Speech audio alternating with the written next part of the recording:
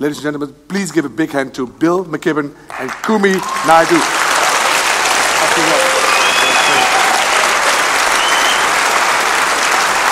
Thank you. Thank you. Bill, friends, comrades, dear brothers and sisters. In a northern Russian Arctic town called Murmansk, 28 Greenpeace activists and 2 independent journalists are sleeping in a freezing cell, a cell that they've been spending 23 hours a day in, where they have had challenging access to clean drinking water and to food. But from all the letters that we have got from our brothers and sisters in prison in Russia over the last 6 weeks, one of the things that is clear in all their comments, they say, we went because we wanted the world to see what you have seen here tonight through an alternative graphic way of telling the world that we are running out of time. True, the conditions under which they have been held, including some of us in this audience who have spent time in prison, I can tell you without any doubt that they are facing the toughest time of any Greenpeace activist in the history of incarceration of Greenpeace and other environmental activists around the world. But we are here today partly to say, you call them pirates first. That was the charge, as piracy. They are now calling them hooligans. And I just want to say that I'm really, really happy to be here today with my favorite hooligan from the United States of America.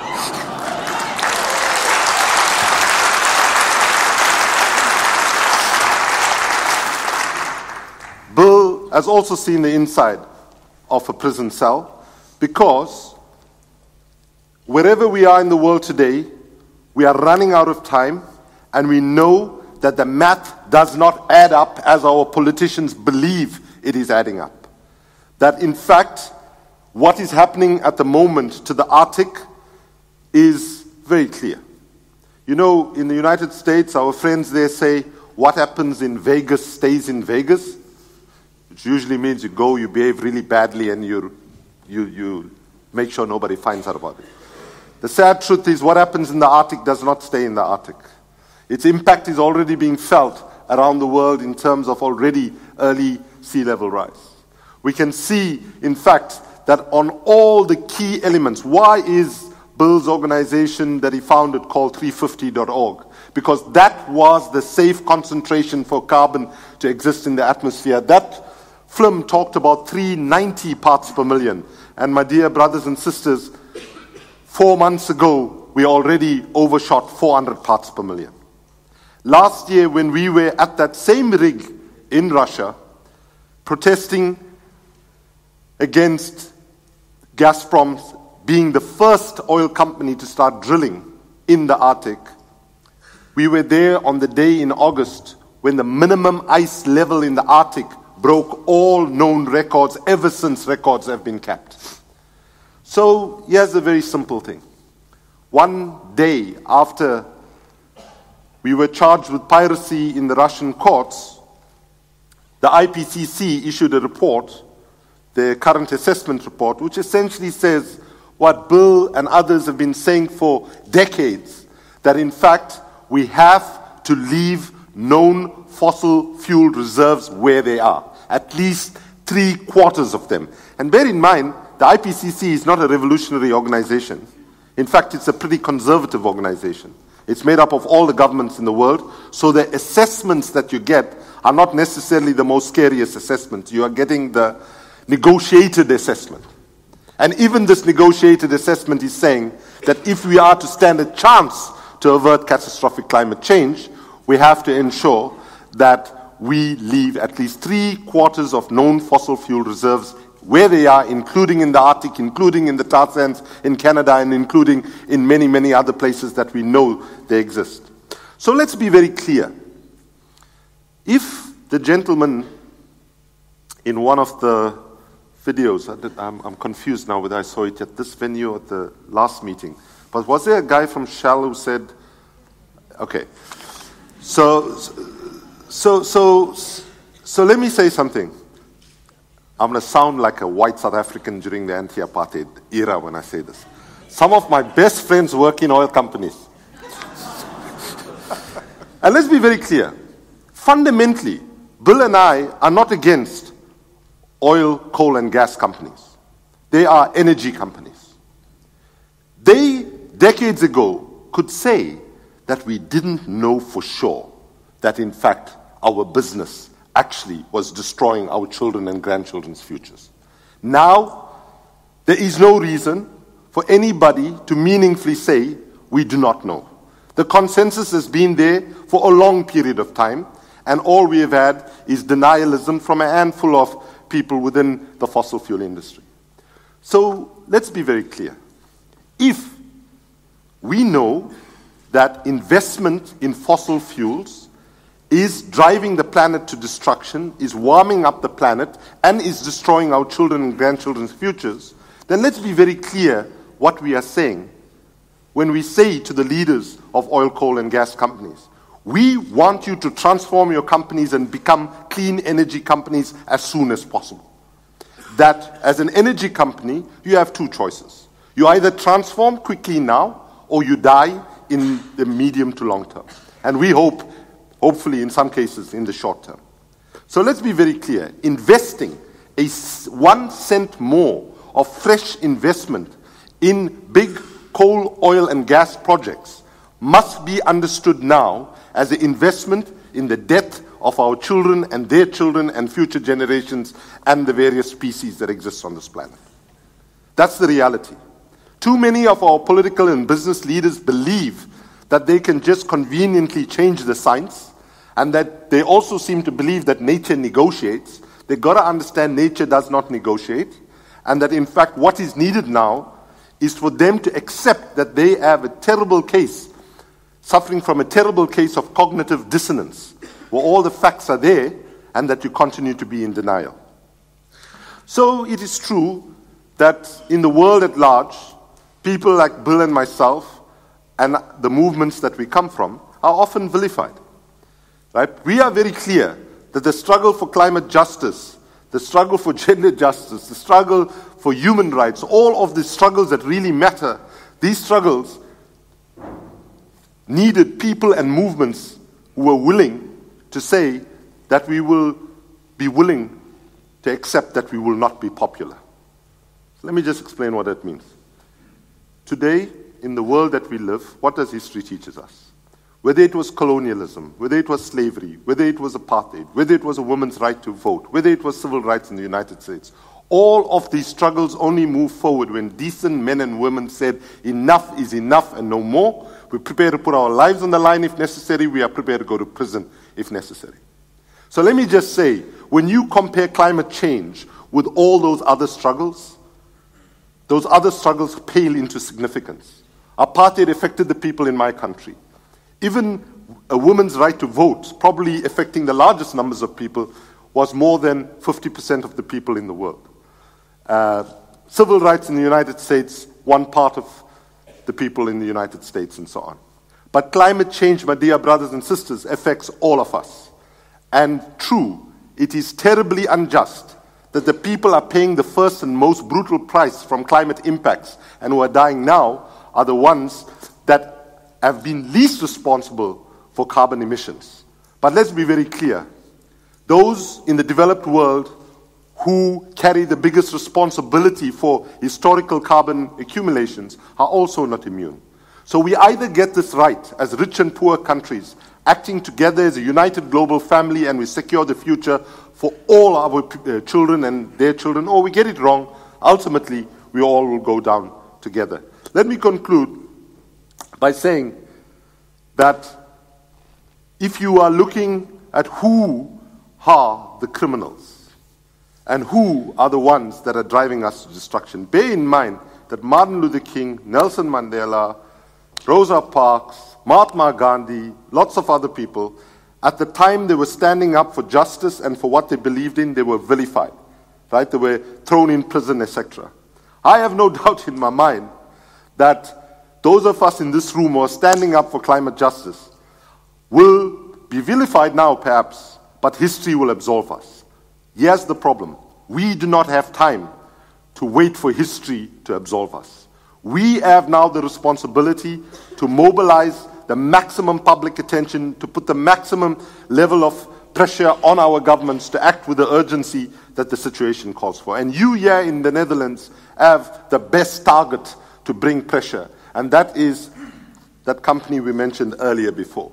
Because let's be very clear, the fact that our colleagues are languishing in a prison in Russia at the moment, that responsibility partly lies with the Shell management that have chosen to enter into a partnership with Gazprom and other Russian oil companies that are planning to actually go further and further into the Arctic. Let's be very clear. The very fact that we can even consider oil and gas exploration in the Arctic is precisely because of the burning of oil, coal, and gas by companies like Shell and others. Rather than seeing it as a wake-up call, how immoral it is that companies would think, well, let us now go and see. Now that we've screwed this place up, let's go see what we can actually get from there to actually continue to boost our balance sheets and put profit before people or the planet. So I want to end on a positive note, even that I've been so negative. Because I was in the United States recently, and I was talking about how we're running out of time on oceans, because we've got 40 years to actually turn things around with the oceans. We're running out of time with forests and, of course, on climate change. And an irate woman in the audience put up her hand and said, Dr. Naidoo, have you heard of Martin Luther King? And I said, yes, I have. And then she said, do you know what his most famous speech was called? And I thought it was a trick question, so I was very tentatively saying, I have a dream? And she said, yes, it's I have a dream. But when you're speaking, it sounds like you have a nightmare. And it's a bit of a challenge. It really is a bit of a challenge to speak about the fact that we're running out of time, speak with honesty, and not freak people out on the other hand. Right? So let me leave you with the words of Mahatma Gandhi, which I think just about compensates in terms of getting some sense of realism. Gandhi once said, first they ignore you, then they laugh at you, then they fight you, and then you win. Let's be very clear. They're not ignoring us, they're not laughing at us, they're fighting us really hard. Let's hope that means that we are just one step away from winning and victory. Thank you very much. Yeah.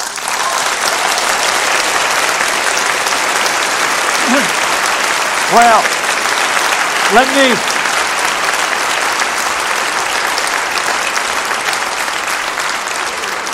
let me just follow up briefly here. You are lucky to have Kumi living as a citizen of Amsterdam. I come from a long ways away. I come from Vermont, which is the same place that Ben & Jerry's ice cream comes from, okay, so to our credit. What I want to talk about, following up on what Kumi said, is what we're going to do about all of this. First thing is the emergency that represented by those 30 brave people rotting in jail up there. It is absolutely mandatory that the entire environmental and human rights community come together. We don't leave our comrades on the battlefield in this fight, and we cannot let people languish in jail for years and years and years. This is going to be a central battle. But in the larger sense, what do we do about what Kumi rightly calls the real hooliganism, the real piracy here? Just to underline what he said, those pictures you saw of the glaciers disappearing, that's what companies like Shell have caused. That's what their work has accomplished, okay? And instead of looking at those pictures and saying, we need to change course fast, they look at them and say, this will make it easier for us to drill for oil in the Arctic and get more of this stuff out of there. It's crazy. And it's all over the world.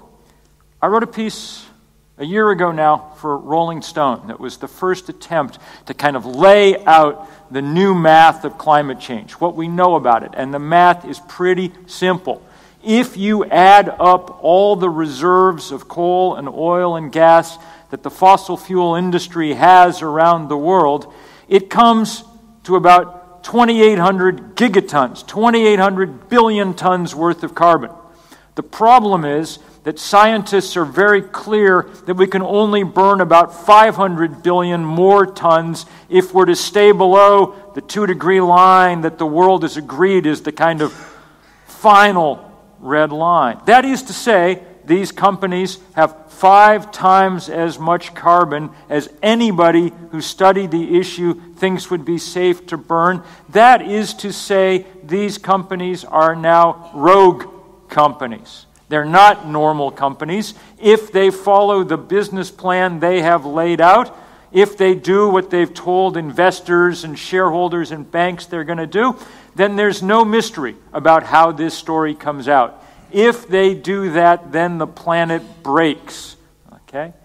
And it's going to happen in very short order. The decisions that we make in the next few years are the only decisions that count here, because after that, it'll be too late to do anything about this. That's why it's different, and in a sense, harder than what great leaders like Gandhi or Dr. King faced.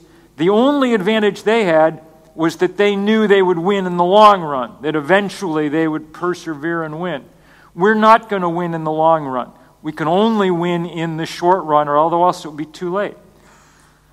When we saw this new math, when we saw these reports on the fossil fuel reserves being 5 times the size of what we could safely burn, a few of us, some of you may know the Canadian author Naomi Klein, Naomi and I and a few others put together this idea for this divestment campaign to try and persuade institutions and individuals who hold stock in these companies to sell that stock, to disassociate themselves with these companies. Not because in the short run we can bankrupt Exxon and BP and Shell. We can't. But because we can begin to politically bankrupt them. We can begin to make it harder for them to dominate governments the way they dominate governments now. Some of you will remember the failed climate conference at Copenhagen in 2009, the place when the world should have come together to solve these problems. Nothing happened. Not because we lacked the science, not because we lacked the policy, not because we lacked ideas about what to do or the technology to make it happen. It failed because the power of the fossil fuel industry was great enough to block change. In my country, they're the biggest donors to political campaigns. Around the world, it's their voices that are heard in the halls of power, and so we need to figure out how to stand up to them. We launched this divestment campaign 11 months ago. We modeled it on what I hope Kumi will talk with us about in a minute, on the campaign that helped bring down apartheid in South Africa, the divestment movement around the world 25 years ago. Last week, there was a study from Oxford University saying that this fossil fuel divestment campaign is now the fastest growing divestment campaign in history. And it's beginning to really pose a problem for the fossil fuel industry because it's getting this analysis about their reserves out into the public.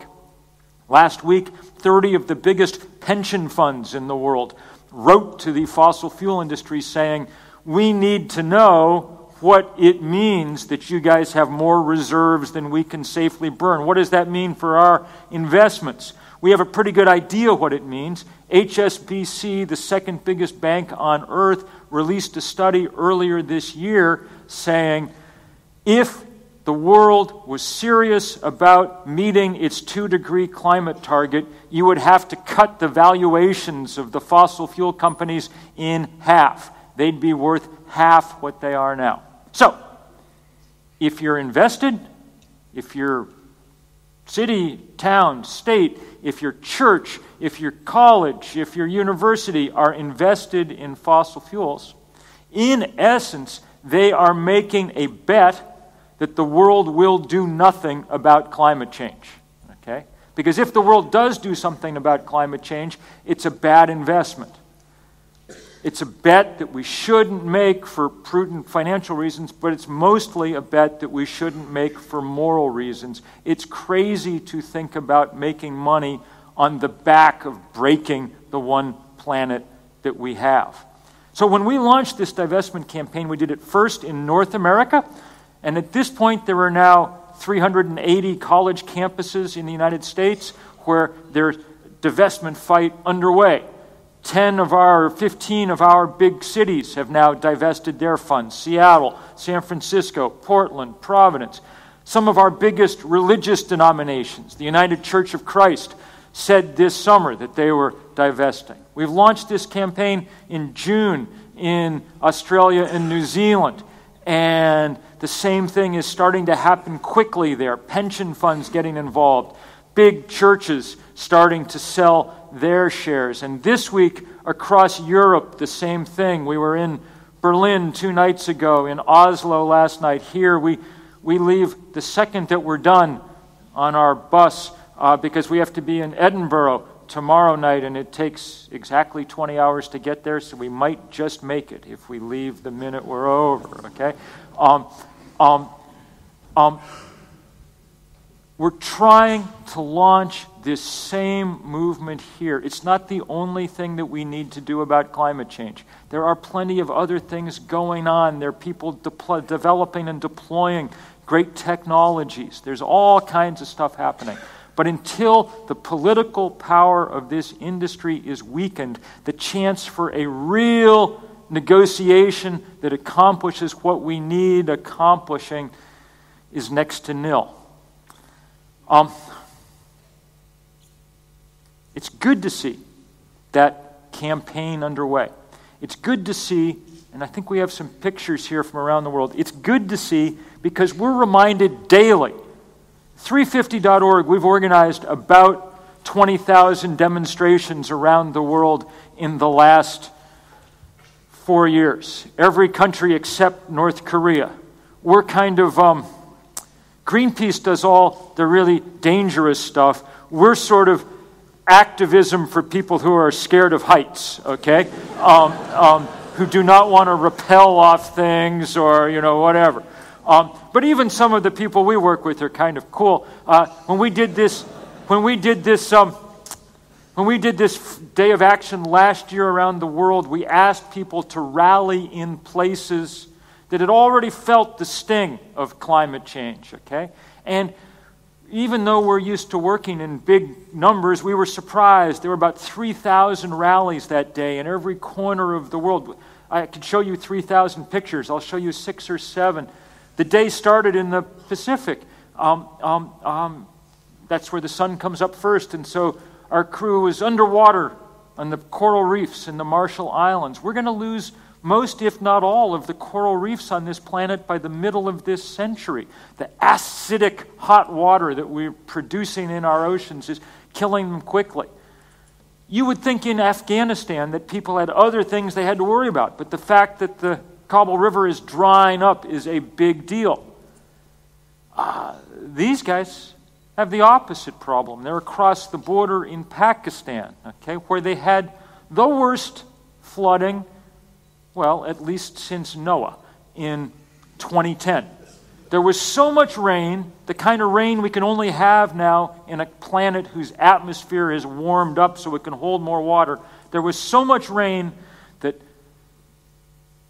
the Indus River, go back one there, Indus River swelled to the point where it covered a quarter of Pakistan and 20 million people were out of their homes. Okay? This is a nation that knows a little about flooding. But think about 20 million people forced out of their homes. The same kind of thing going on all over the place. Just flip through a few of these, Nicola. Yeah.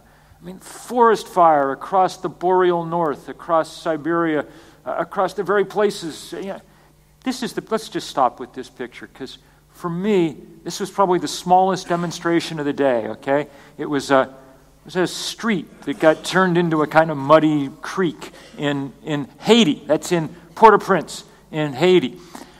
The reason that it stuck in my head was just what the sign said there that those children were holding. It said, "Your actions affect me." Okay? That's true. Haiti, more people died in Haiti from Hurricane Sandy than died in New York City. There's still a cholera outbreak underway there in the wake of all that. Your actions affect me, but not the other way around. There's really nothing that people can do in Haiti to change the outcome of this story. They cannot burn less fossil fuel. They don't burn any to begin with, okay? They can't divest anything. They've got nothing to divest. They don't live near the headquarters of one of the biggest fossil fuel companies on earth. If we're going to take effective action, it's up to us to take that action in the places where we have some leverage to do it. And this divestment campaign is one way to make that happen. I said earlier that we modeled this, in a way, on the campaign that helped bring down apartheid a generation ago. And I hope Kumi would just, as we get near the end here, speak for a minute, who got to watch as a young man, still a young man, but as a younger man, got to watch firsthand how that played out across South Africa. Thank you, Bill. One of the inspiring things...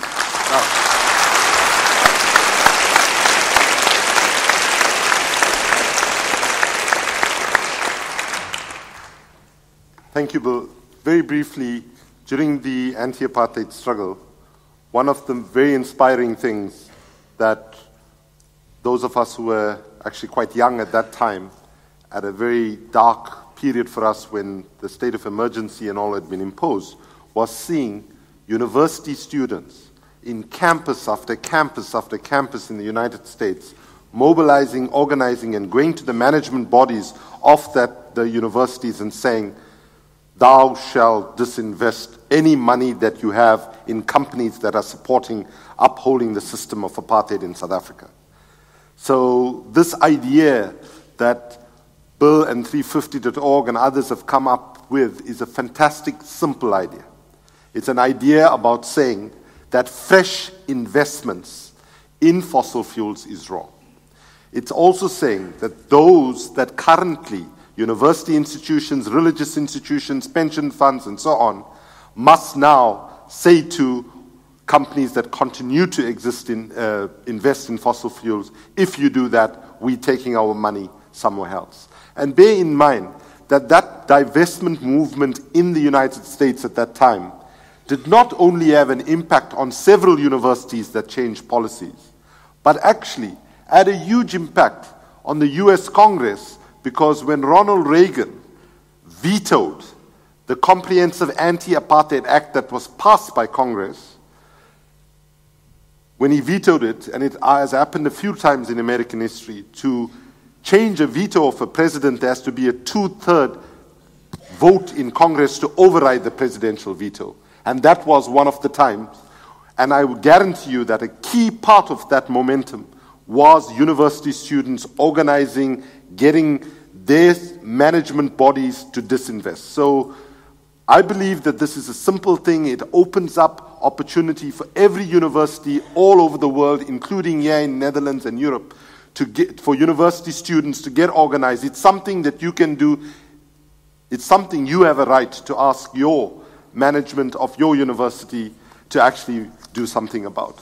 I thought to end on a light note, when you were talking about Copenhagen, I thought it was worth just reminding people that when we went to Copenhagen, the world said, our political leaders in Bali 2 years early said that we needed to get a deal in Copenhagen. Emissions should peak in 2015 and started and coming down. And what has happened was we went to Copenhagen to get what we called a FAB deal, not a fabulous deal, but a fair, ambitious, and binding climate treaty. Instead, we got a FLAB deal, F-L-A-B, full of loopholes and bull.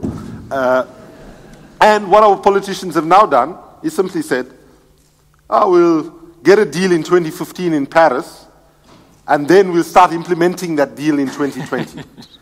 The main message is we need everybody to get involved in this fight. If you're a university student, if you're a university professor, you have one option, is what we are saying here tonight. You have an option to get your universities to disinvest in companies that are in the fossil fuel sector and encourage them to shift the investments in the direction of clean energy, in an energy revolution, because to end on a positive note, much as the cards are stacked against us, I believe that there is a tipping point coming.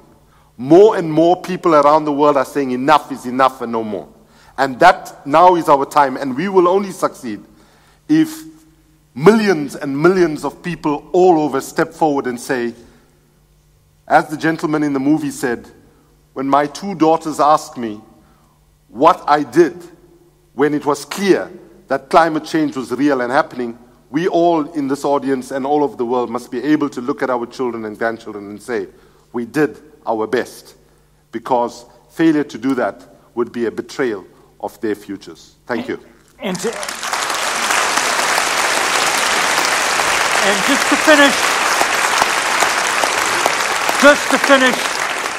just to finish, before questions, we need to hear from the young and the older for 1 minute. Lisette, who's here someplace, who's helping run this fight in the Netherlands. If you can come up and talk to people in a minute. First, let's watch this very short video from someone Kumi knows, Desmond Tutu in South Africa, reminding us, among other things, though he doesn't say it, that it again is up to us. Africa uses less than 1% of the fossil fuel on Earth, okay? They cannot turn this around themselves. It's us. It's people like the Dutch community that today or this week decided to divest from fossil fuel, the first in the country that we may hear more about later. Yes, Moritz? These are the things that are starting to happen. So let's listen to Desmond Tutu, and then Lisette, who's here someplace, I hope can come on up. The divestment movement played a key role in helping liberate South Africa. The corporations understood the logic of money even when they weren't swayed by the dictates of morality. Climate change is a deeply moral issue too, of course. Here in Africa, we see the dreadful suffering of people from worsening drought, from rising food prices, from floods, even though they've done nothing to cause the situation. Once again, we can join together as a world and put pressure where it counts.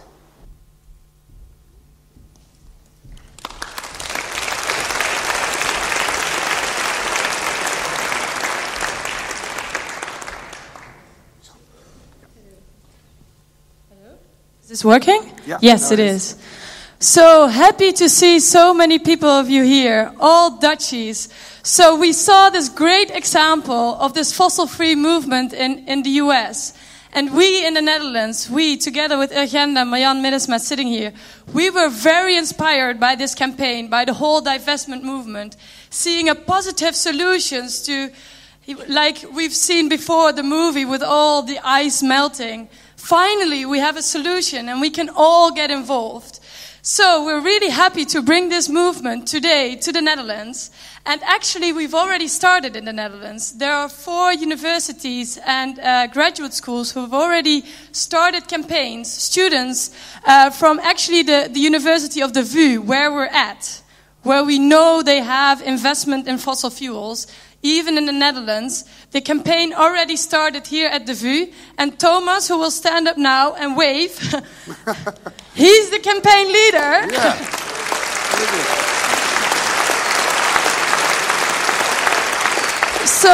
So later this evening, he will collect all your signatures for the petition for the VU. But not only the VU, also the University of Amsterdam already started a petition. Mieke is also here in the room. Well, I'm not going to call out everyone. And then also Leiden University started their campaign, and Van Hal Larenstein in Leeuwarden. So there's 4 institutions who have already started, but this is only a start. So today we're really excited to grow this movement in the Netherlands. And not only universities, but also municipalities, banks, pension funds. We're ready to get them divested. So please see us at the table, like right immediately to the left if you walk out this room.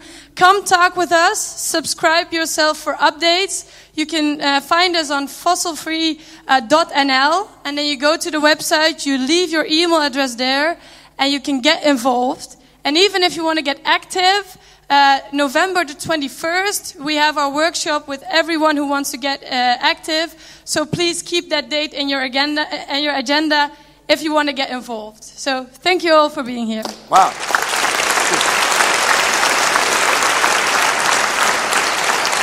Wow, that is great.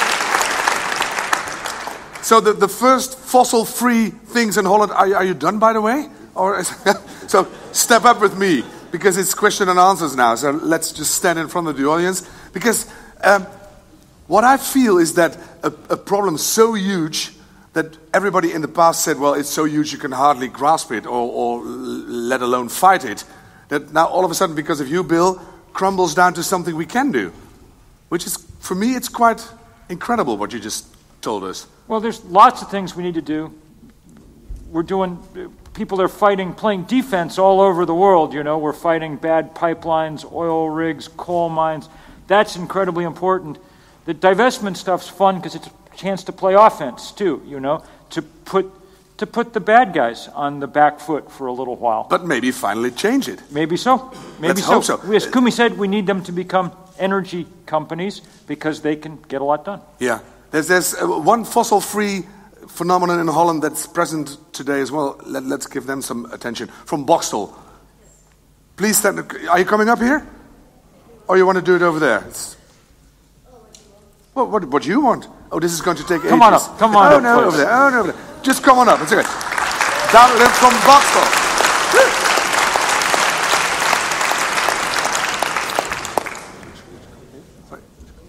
This is a local community. So, please state your name and function and tell me what... Hallo, I'm Tossie de Man, wethouder van de gemeente Boxtel. Peter van der Wiel, wethouder de gemeente Boxtel. En het college van de gemeente Boxtel heeft verklaard dat zij fossielvrij wil zijn. Als, ik begrijp, de eerste gemeente van...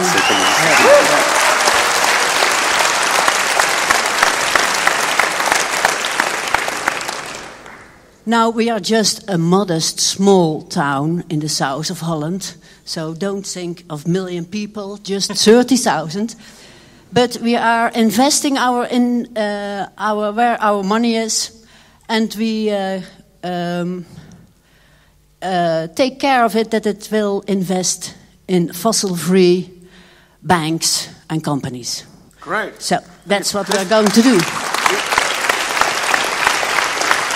We have to, please open up a bit. We have to ask one critical question, because wasn't Boxtel the schaliegas company? Yes. So this is pure self-interest that you do this, which is really good, yes, because now that's a great start for all the rest of the communities. Yes. So they actually wanted to drill for schaliegas over there. So now you say double no. We had the first application for a permit to shale gas, but Very now good. at this moment we are just for 2 years fighting against the Dutch government because we don't want any shale gas drilling in Boxtel and in the Netherlands. Right. So, anything you want to add? Yes, you have to make one mistake to do the rest well, isn't it? Okay. Thank you very much. Anything else you want to add? Now, for us it's very important not just to say no to shale gas, but to have an alternative. And we think this initiative is the alternative. We want to invest in alternative sustainable energy, and that we are starting today. Great, we all should. So. Okay, one thing. On 13 December, we think there will be 100 communities in Holland who declare they want to be shale-free. There's no drilling to gas. And they are invited in Boxtel, and we make a statement, and we just ask them also to get fossil-free. Great, let's do that. Big hand for Boxtel, thank you very much. Thanks. De microfoon mee. So, Boxtel, center of the universe. Shall we step up a bit? Because Question and answer time. Ladies and gentlemen, there's 4 microphones in the audience, so if you want to pose a question, feel free to do so. I wanted to start myself by posing you a question. My sister is the CEO of Sustainable Energy of RWE company. What should I advise her? This is true. It's a tragedy in the family. So, please help me. Which company? RWE, the biggest power company in Germany. It's fossil all over. But they really want to change. Okay, so seriously, you got to tell her that if she can convince air management, we don't hold it against them that they've actually invested in fossil fuels up to now. What we need from them is a clear decision that, in fact, they will not put any fresh future investments in fossil fuels. That's the first thing. Second, what we're saying is that they need to have what the trade union movement calls a just transition away from a fossil fuel dependent industry to clean. So we recognize we are not unrealistic. We recognize it can't happen overnight. But what we need is they need to say no more fresh investments, and with our current investments, we will develop plans to transition out and replace those energy with clean energy options. And just to say, just as we are standing here, a new report has come out from Stanford University, which shows that, in fact, just with wind alone, if we harness all the wind in the world, we would have 6 times the energy that we need. With solar, we would have 30 times the energy that we need. So basically, the myth that we do not have options must be broken now, because those that benefit from the current system constantly say, oh, solar, wind is very expensive and so on, but they don't tell you that more than $1.2 trillion of taxpayer money goes towards subsidizing oil, coal, and gas, without a fraction of those subsidies going to give clean energy options a chance. True.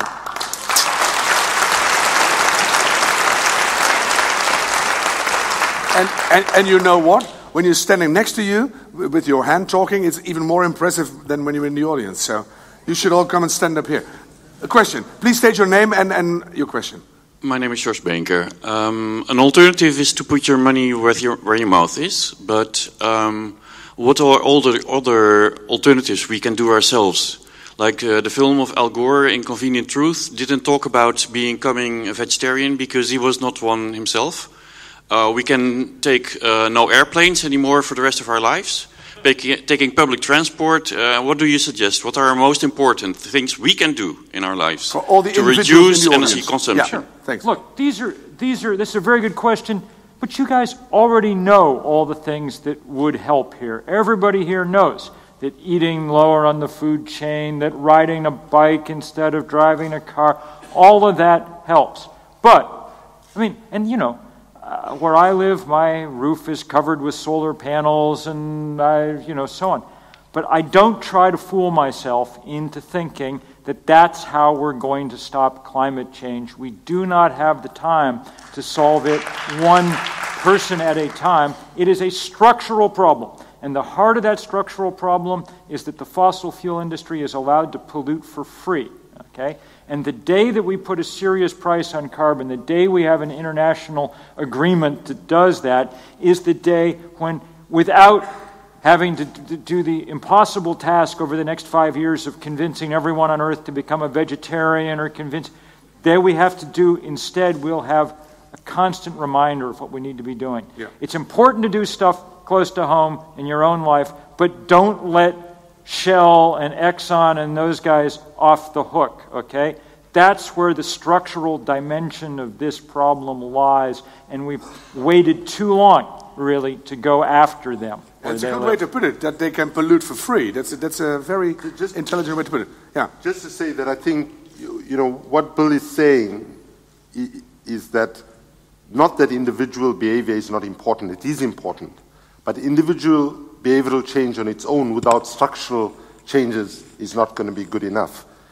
However, I think there's also a connection between the individual behavioral change and structural change, systemic change. Yeah. Because politicians, if they see large numbers of people saying, we want cars, for example, in Netherlands you shouldn't be asking for cars anyway, you've got great bicycle lanes, but with higher efficiency levels, that sends a signal to motor car companies. Yeah. If you have more people saying we want better quality energy light bulbs, more energy efficient light bulbs, you're going to see that the industry is also going to shift some systemic change. So I think they both are connected, and I do think you are right, though, in your challenge, that those of us, even in the environmental movement, need to now also start thinking about how we are modeling our personal behavior, so that is also adding a positive value to growing a larger movement. And in you the guys context. are doing a remarkably good job already. When my wife and I walked in today to the building, the thing that we both said to each other was, we've never seen more bikes outside a building any place in our lives. So very good sign. Try the central station, yeah. Good. Was that sort of an answer to your question? Yes, I guess so. More questions? Go ahead. In the back. Yeah. Oh, ladies first. Go ahead.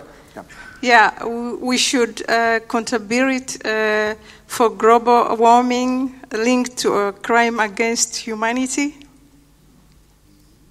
Can you? You understood the question. Yeah. So. Which leaves me jobless. Yeah. So, quite frankly, that this is not this is becoming more and more of an issue now, because basically, I would argue, ecocide is actually genocide, right? That in fact, if we are destroying the environment to the extent that it puts at risk large numbers of people and potentially the whole planet, then in fact, destruction of the environment, ecocide, is ultimately tantamount to mass loss of life, right?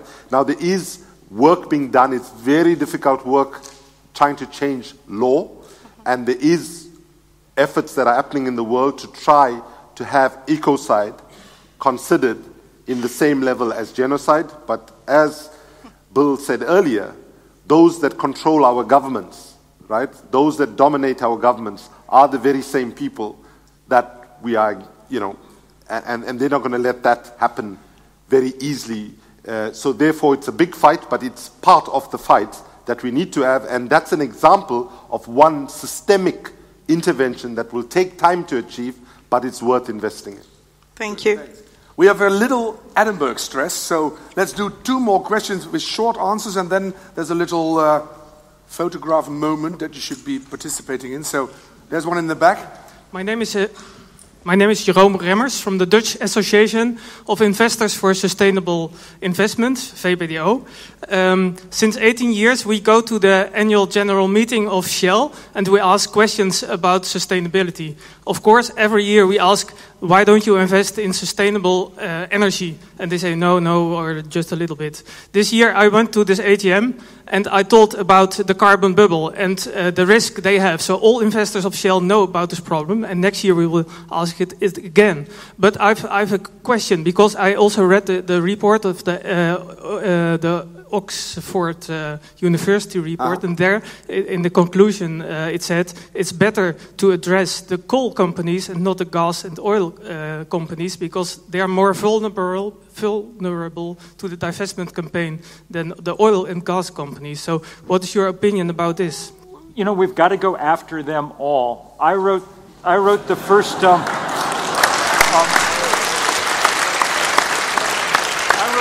I wrote the first book about climate change for a general audience 25 years ago, okay? And at that time, we still had some options left. The Arctic hadn't melted yet, There were still some possibilities for transition fuels and things like that, but no more. We cannot afford any new investment in fossil fuel infrastructure anyplace, not for any of these fuels. We've got to make the leap quickly. So keep the pressure on Shell. Okay. Final question. Who's the lucky one? Okay. Oh, you were first. So you swallow your question. Go ahead. Hello? Yeah. Okay, my name is Boris Stein. I come from Germany originally.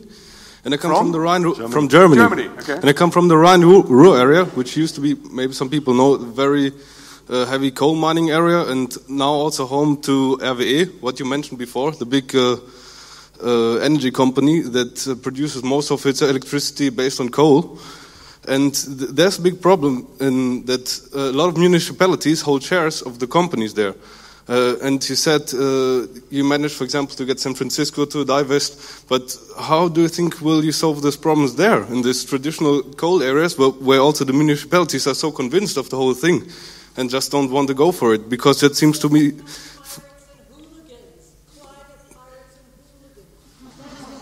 No. Wow, there's participation from the audience. I love it. I was just saying because this is... Look, let me answer this question because it's the right question to end on.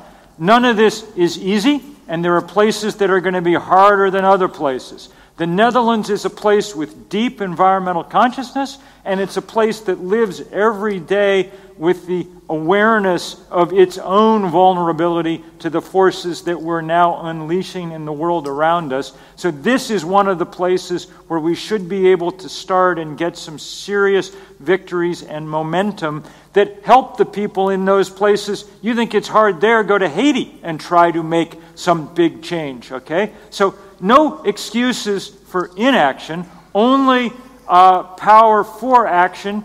We don't want to keep you here any longer. We've got to get to Edinburgh, but you have to get outside and stand, sign up to help in this campaign. It does no good to talk about this stuff, to watch movies, to listen to speeches, unless you're willing to engage and fight as well. So I hope you are.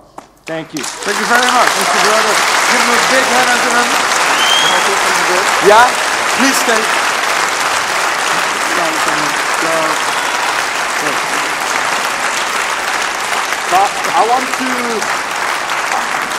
I want to just take up Bill on his challenge, because I think Bill's challenge, and it's a challenge that he's been putting to many of us. I have to confess that when I read the first things that Bill was saying 20 years ago, I didn't understand what he was saying, and that's a confession.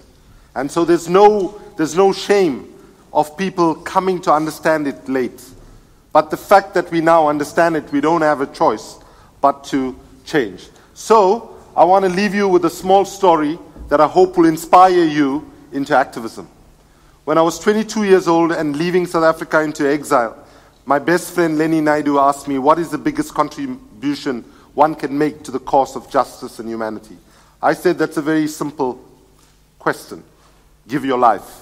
And he said, you mean go participate in a demonstration, get shot and killed and becoming a martyr, something that was happening in South Africa all the time at that time? I said, I guess so. He said, that's not the right answer. It's not giving your life, but giving the rest of your life. I was 22 years old at the time. My friend Lenny was way ahead of his time, the first environmentalist I knew, and at that time he was one of 500 vegetarians on the entire African continent at that time. Way ahead of his time. And I sort of shrugged my shoulders and said, he always says these philosophical things. 2 years later, I get a call while in exile that my friend Lenny and 3 young women from my home city were brutally murdered. There were so many bullets in their bodies, their parents could not recognize them at the mortuary. I tell this story not to make you sad, because what was the distinction that he was making between giving your life and giving the rest of your life? What he was saying is the struggle for anything that matters and the struggle to secure our children's future is nothing. There cannot be anything more important than that. Anything that matters requires perseverance, courage, and stamina.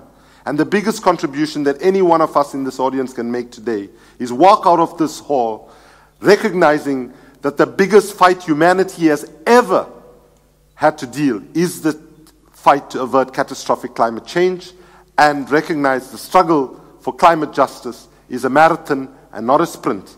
But we do not have time for a very long marathon. Let's make it a short marathon, otherwise it's game up. Thank you.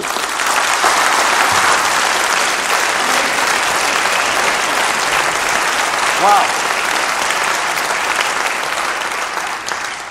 I see a carbon bubble, and I need 2 people, the host of tonight. Please give him a big hand, ladies and gentlemen. Marjan Minnesma, Maurits Groen, come on up here. So.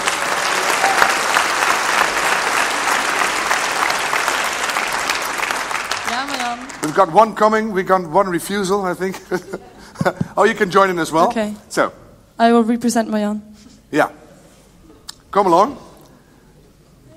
Because what would be more symbolic than to let the carbon bubble disappear? So, I'm not going to help you guys. You got to do it all by yourself.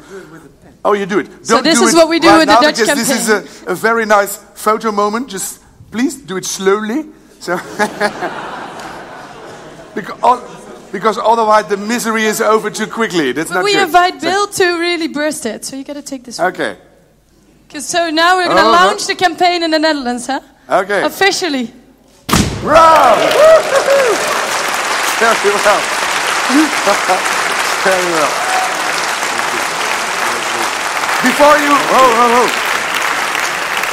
Before you two guys can go off to Edinburgh, there's one little present that Maurits is going to give you. And it's right here, Maurits. It's in the back, yeah. This is very well rehearsed, you can see that. So, you got a microphone, so otherwise you can't say anything. So, go ahead. We were talking, does it work? Finally it will. We were talking about changing fossil fuel companies into energy companies. A year ago, together with some people, we decided to do that ourselves and not to wait for Shell and the others. And especially help people in the third world that don't have access to energy, not to light, to decent, affordable light, and not to power. They're off-grid, 1.5 billion people in the world. So we decided to make our own. In fact, it's the smallest power station in the world. It's called the Waka Waka, Swahili for shine bright. I'll show it to you. There's a black one. Powerful light. Yeah. And on only one day of sun, this gives 80 hours of light. So you can both charge your mobile phone and your radio, etc., and still have light to study at night, not to be the victim of kerosene, etc. So we want to have this in a very short period of time, because in 1 year only we succeeded in reaching 1 million people already. We are almost 1,000 people in this room. If everybody joins in, we have done 1 billion in 1 year. Yeah. I mean, what's the problem? So I want to give you one of these. Woo! Great. So, and you can actually hang it from a Coke bottle, ladies and gentlemen, so then you have real cola light, which is, it's a brilliant design, and it really works. So, well, they missed the best joke of tonight. Let's give them a big hand, ladies and gentlemen, seeing them off to Edinburgh. Thank you very much. Please say bye-bye. And take everything you learned back home. Yeah. Thank you. So, dan komen we erover. Thank you very much.